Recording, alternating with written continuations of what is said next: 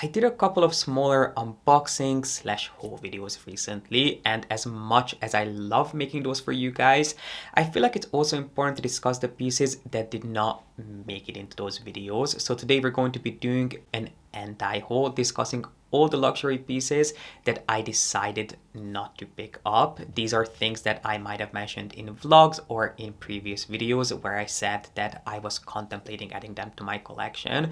Well, I didn't, and I wanted to tell you exactly why that is. So if you'd like to find out what these pieces are and why I decided against them, no matter how tempting some of these are, then make sure to give this video a thumbs up. Subscribe down below if you haven't done so yet, and keep on watching. Let's go back in time to my last London vlog, which, by the way, all the videos that I'm referencing here, I will make sure to link in the info box for you in case you would like to check out after this.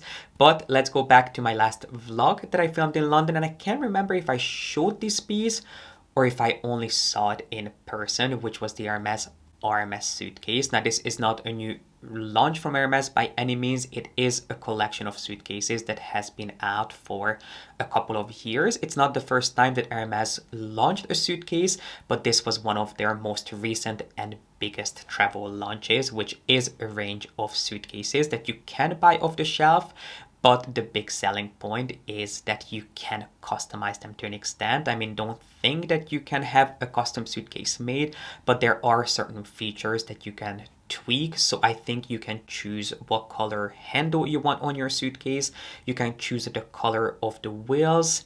And I think you can choose whether or not you want to have your suitcase monogrammed with your initials. The suitcases do come in a couple of different finishes. So you can choose from an all leather suitcase or a mix of leather and canvas. And speaking of canvas, you can choose between plain canvas, or they also make these suitcases with some really funky, colorful prints. So you do have a few different options for the base. And then there are certain elements that you can actually have customized. And when it comes to the customization, unlike most Hermes pieces, the delivery time on these isn't nearly as lengthy as it would be if you had, let's say, a bag customized. I think they quote somewhere between 2 to 3 weeks for these pieces to be delivered. I mean, I'm sure it also depends on what you're asking for and whether they have things in stock, but what I was told is that they really don't take that long to be delivered. So that is just something for you to keep in mind. And in terms of the pricing, there isn't a huge price difference between any one of them, between the leather and the canvas options. I think there was about $1,000. I think the difference was like £1,000 or something along those lines, which obviously is an insane amount of money, but it isn't that excessive considering how much you are already spending on these pieces. So the reason I did not buy these pieces, even though I loved the aesthetic, I loved how subtle and understated they were incredibly smooth and beautifully designed, but I thought that they were ridiculously expensive for a suitcase that you are going to lug around. I mean, there's genuinely nothing that you can do to protect your suitcases. And don't get me wrong, I love a luxurious, expensive suitcase, but I don't think I could justify spending more money on a suitcase than I did on a Rimowa suitcase, or than how much a Rimowa suitcase costs. I think it is worth spending a little bit more money on a suitcase that is going to last and that is going to make your life a little bit easier.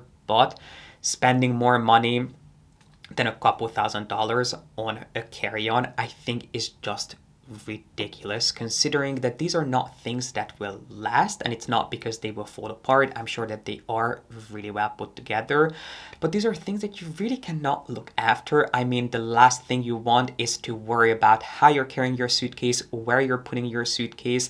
It is something that you put through a lot. You literally put it through a lot because you have to put it through the X-ray machine as you're going through security. You'll be running from one gate to another. You cannot pay attention to make sure that you're not banging your suitcase against anything. You'll be asked to put it in the overhead bin. You have no idea what's there. When there's turbulence, something might scratch your suitcase while it's in there. And yes, these suitcases do come with a dust bag, but it kind of defeats the purpose. Why would you spend so much money on having a beautiful suitcase if you have to cover it up when you're using it? And then the other thing is that these suitcases are really quite small. Hermes claims that you should be able to fit 72 hours worth of things in there, so it was designed for a longer stay. And obviously, if you're only going to use these as a carry-on that is accompanied with a check-in luggage, that's not going to be an issue for you. But I have not traveled with an actual check-in luggage in a couple of years. I have really been trying to strictly travel with a carry-on, and I have been really enjoying it. But I don't think I would be able to fit all my essentials into one of these Hermes suitcases because they're so insanely tiny. And the reason is the handle. It features this really cool, and I really have never seen a handle as smooth and as high tech as the one on the Hermes suitcases, because you know, most suitcases, even the removal suitcases, which I do think are sort of the creme de la creme when it comes to suitcase brands, you have a button that you press down and then you just pull up the handles. But when it comes to the Hermes suitcases, there's this really cool, really state-of-the-art twist mechanism where you twist the top bar of the handle, and that's what releases the entire handle, which I have to admit feels incredibly seamless and unbelievably luxurious. However, that very handle is the reason this suitcase is a lot smaller on the inside than other suitcases that look similar from the outside because of how this handle is housed. It basically takes up, I would argue, that half of one compartment of the suitcase. There are two compartments, but one is significantly smaller than the other because the handle goes all the way down in the back of the suitcase. And you might be thinking, that doesn't matter to me. I'm a professional packer. There is nothing I would not be able to squeeze into a suitcase. Well, something for you to keep in mind is that if you overpack this suitcase, the handle will not release because you cannot put too much pressure on the casing of the handle itself. So it is a little bit tricky. And staying on the topic of luxury travel favorites, I know that this is going to be an unpopular opinion because I feel like this is something that almost every single luxury lover has in their collection, which is the Louis Vuitton Nice toiletry bag, which I did consider buying in 2020. Then obviously we were not traveling during 2020, so I gave up on it. But I was still on the hunt for a really nice luxurious toiletry bag, and it was in Spain that I came across a really nice alternative, which is Celine's toiletry bag. They actually do quite a few different really cool toiletry bags. They do one that's extremely similar to the Louis Vuitton Nice, which is more of a vanity case style, and then they also have a more simple structure that is made of leather. And I was actually leaning towards getting the leather version because I think it is so beautifully done that I could have easily carried it as a pouch bag. But since I have my Kelly wallets, which are the pouches that I tend to reach for most often, I know I wouldn't really reach for that piece instead. But I feel like if I didn't have a Kelly wallet, that is definitely something that I would have considered, because it's not only something that you can use as a toiletry bag, but you could also carry it as a bag by itself. But anyway, I digress. I did not pick up either one of those pieces, and you might be wondering why that is. Well, to be honest, the more I travel, the more I realize that I don't want to spend too much money on a toiletry bag, especially when I'm only traveling with a carry-on, because if you go through a smaller airport, they will ask you to remove all your liquids and put them in one of those transparent little baggies. But they won't ask you to do that if your toiletry bag is already see-through. So I actually have this really simple, basic, it's something that I've had for years, transparent kind of nylon toiletry bag, which is not only amazing because if anything spills, it stays contained in that bag, so I don't have to worry about anything spilling onto my clothes in my carry-on.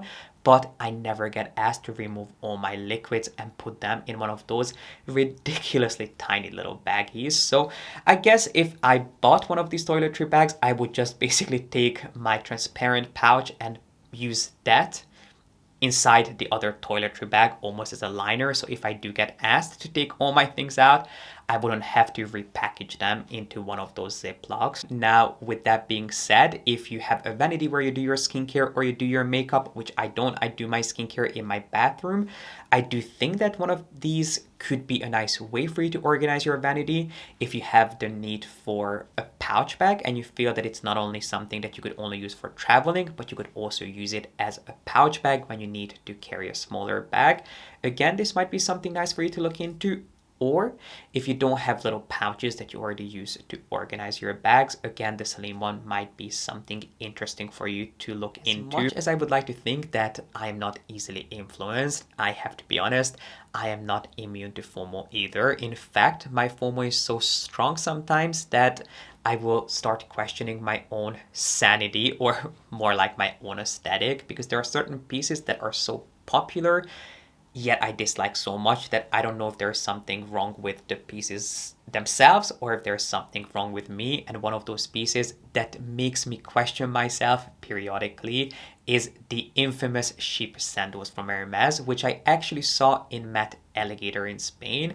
And I actually thought that those were quite nice, even though they are not. I mean, don't get me wrong, they're not the most horrific things, but I think they will just make you look kind of disheveled and just someone who doesn't put that much effort into their outfits. And I know that they're really popular, they are quite comfortable, a lot of people think that they are trendy, but I really don't think that they're flattering. I don't think I've seen a single person who was able to pull them off.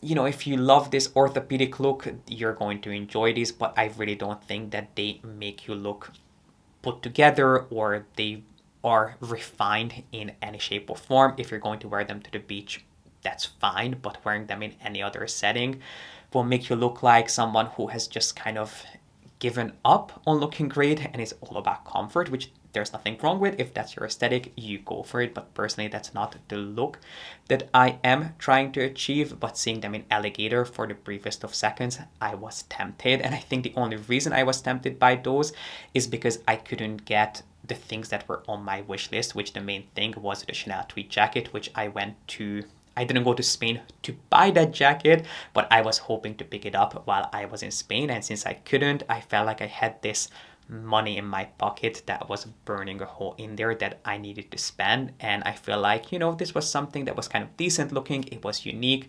I hadn't seen the sheep in Alligator, even though they are around, and you can also order them as part of the Exotic Lab. Seeing them in person for the first time, I was briefly tempted, and if you've been with me for a while, you remember that the same thing happened with the shearling sheep, which when those first launched, I had to buy them and then I quickly returned them because they were simply not for me. That aesthetic is just really not for me, and it's just not something that I personally appreciate. But those are something that I was very briefly tempted by, and I know a lot of people love the sheep, and if you do, it is your money, you spend it on whatever you would like. But personally, I don't think that that's the kind of look that you want to spend this kind of money. And while we're on the topic of Hermes, let me share with you the last bag that I was asked about. It's not something that I was physically offered because they never brought it out from the bag. They just asked me if it's something that they should consider me for or if it's something that I would consider getting. And I almost immediately said no, even though it wasn't a quota bag. And speaking of quota bags, the last bag that I was offered at Hermes was a special order bag, which if you have not seen my video on my last special order experience, I will make sure to have it linked up here. Long story short, I was very kindly offered the chance to place an order for an a la carte bag, which I went to my appointment, I looked at some of my options, but since the bags that I had in mind were not available at the time for me, I kindly passed on the chance to get a special order bag and instead asked to be considered for one next year if I can place a special request for a bag in exotic leather. But if you want to find out all the details and my experience, I will make sure to have that video linked down below for you. And the last bag, other than that experience that I was asked about, was the mini Gypsy, which I think it is a really cool, fun, and actually functional bag. So if you like a mini bag, I think it's something that you would be able to take advantage of. But personally, I have not been reaching for any one of my smaller bags. I'm not exactly sure why that is, but I don't really feel that smaller bags at this point in time really suit me. So I know it's not a bag that I would have ever reached for, even though I really appreciate the design. And if you do like a smaller bag and you're looking for an easy grab and go casual bag, the mini Gypsy would be a good one to look into because it will get you a ton of bang for your buck. It features so many incredible details. It features an adjustable canvas strap, which makes it not only flattering and really easy to use regardless of your height, but it also adds a really nice casual touch to the bag. It has a really interesting, unique shape that was inspired by hunting satchels.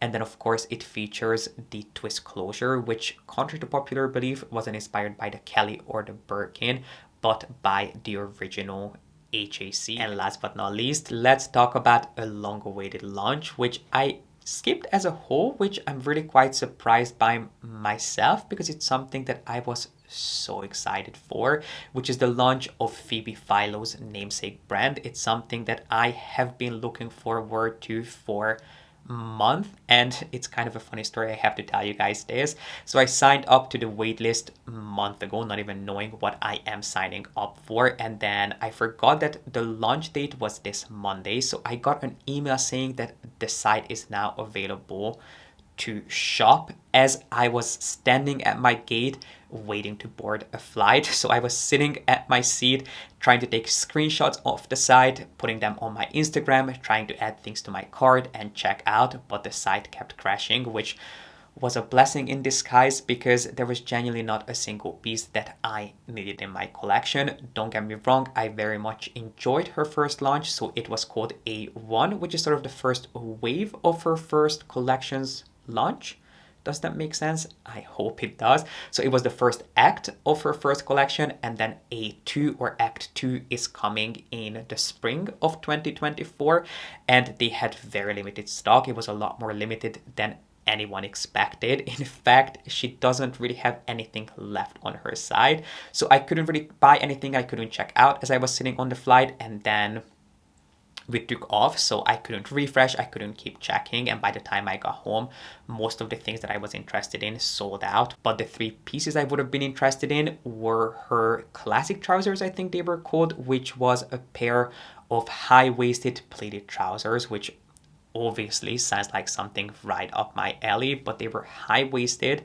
They were intended for women, which, you know, I never care about labels. I buy whatever I like and whatever I feel like suits me. But because it was a brand new launch from a brand that I have no experience with, I think it would have been quite tricky to get a pair of trousers without being able to try them and without there being a brand to help with tailoring. Because even if I get them and they're not the perfect fit, I know that with most luxury brands I can have them tailored. But with Phoebe Philo being an online exclusive brand at this point, I really don't know who I would have turned to have them tweaked and tailored to perfection, and they were way too expensive to risk these pants not being perfect. But I think they looked divine, and I cannot wait to see what they actually look like on people. Another thing that I was tempted by is her cashmere knits. There was this chunky ribbed knit that looked incredibly beautiful. I mean, it was a really simple, basic, understated, subdued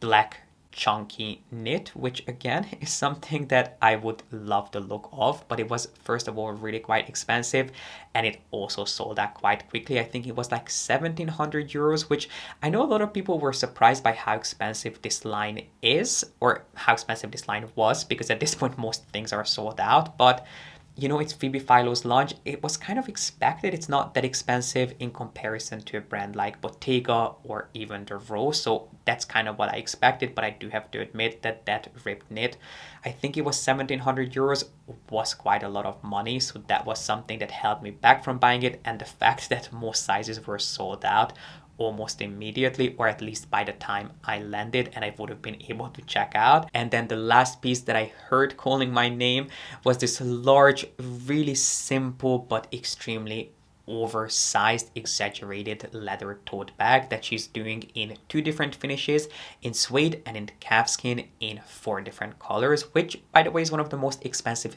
things on her site. And last I checked, she still had some of the colors in stock just because they were so insanely expensive for such a simple design. And again, I'm not sure about the quality. I have high hopes, just knowing Phoebe's previous work, knowing that she was obviously the head of some of the most beautiful, most luxurious brands out there, and the fact that her brand is backed by LVMH, and if anyone has access to the best of the best, it is going to be the LVMH conglomerate. So I'm sure that it is going to be divine, but it's quite hard to justify spending, I think those bags are over $8,000 without having any personal experience with the brand. So I would love if she had a physical store that you could go into and experience these pieces for yourself, but I don't think that would really be an option considering how quickly her first collection sold out, and I'm not exactly sure what the restock is going to be like. I mean, imagine just her having all these stores around the world that just stand there empty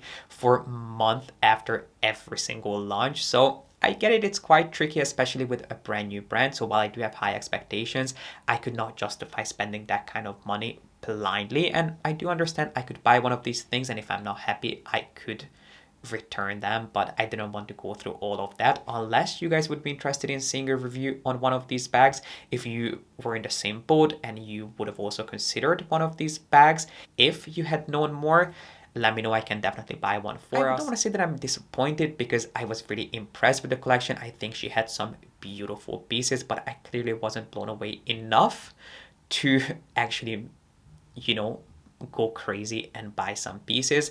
I feel like if I was sitting at home when her first collection dropped, I probably would have ended up with the pants and the knit, but I really cannot tell you that I regret not being able to get them, or I'm upset about the fact that I was sitting on a plane. I think it all worked out, but I'm still curious to see what other people think of her first collection. And this really brings us to the end of today's video. These are all the pieces that I had to share with you today. I hope you enjoyed it. I hope you found it helpful. And if you wouldn't mind, I would love to hear your thoughts in the comment section on Phoebe Philo's first launch, and what are the pieces that you passed on in the recent past. Let me know what are the things that would be part of your anti-haul. And while you're down there, make sure to give this video a thumbs up and subscribe if you haven't done so yet. I really appreciate you being here and watching, and I hope to see you back here with a new video really, really soon.